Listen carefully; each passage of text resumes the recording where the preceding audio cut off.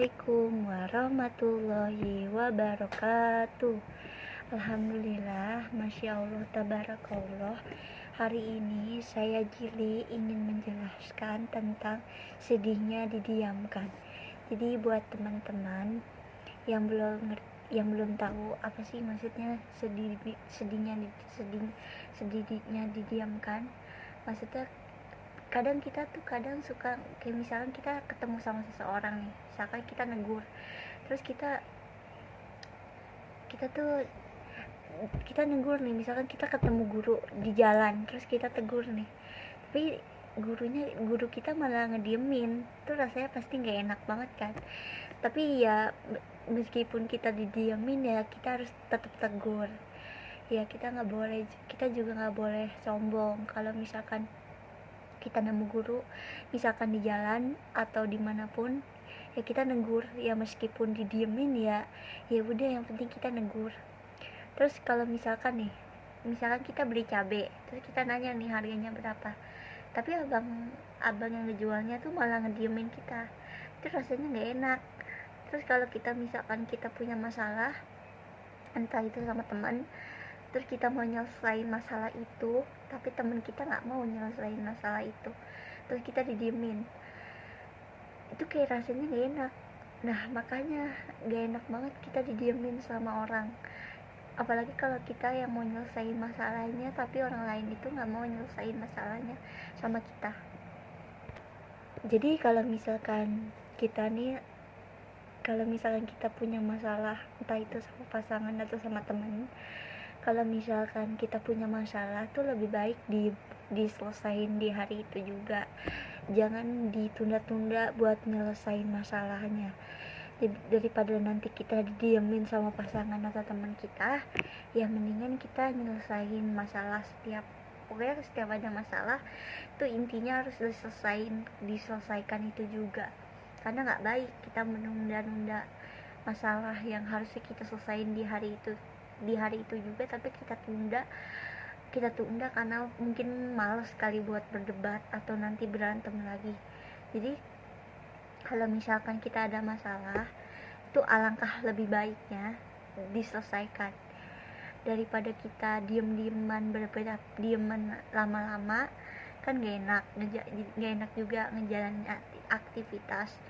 Jadi lebih baik kita selesaiin masalah itu biar gak ada diem-dieman lagi, atau misalkan biar kalau kita punya pasangan didiemin sama pasangan kita.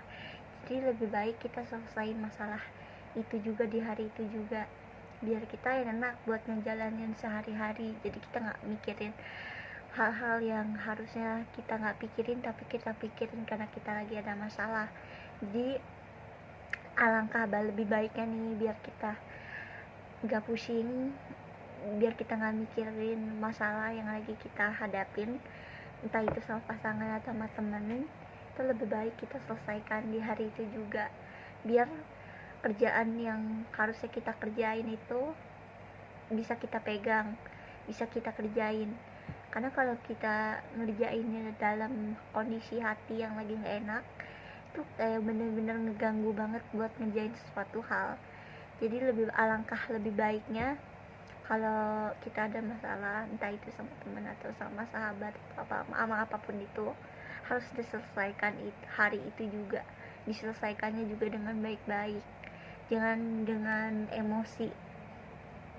Karena kalau kita misalkan kita beli sayur, terus kita nanya nih ke abang, ya nih harga cabai atau harga apa, yang kayak misalkan kita nanya harga cabainya berapa bang, terus si abang yang ngejual, abang sayurnya ini nggak ngejawab, terus kita bakal nggak enak kan rasanya, pasti kayak nggak enak banget, ini kenapa didiemin gitu kan. Sama kayak misalkan kita berantem sama pasangan, terus kita didiemin lah lama, pokoknya kita didieminnya lama, terus kita ngerasa kayak nggak enak ya didiemin. Atau enggak kita contohnya lagi, kalau misalkan kita ada masalah nih sama temen, ya masalah kecil lah, entah itu masalah kecil atau masalah besar, terus kita didiemin sama temen kita kita nggak diajak ngobrol, nggak diajak ngomong, kayak kita dicuekin, kayak kita udah dianggap kayak nggak ada gitu, padahal kita ada di situ.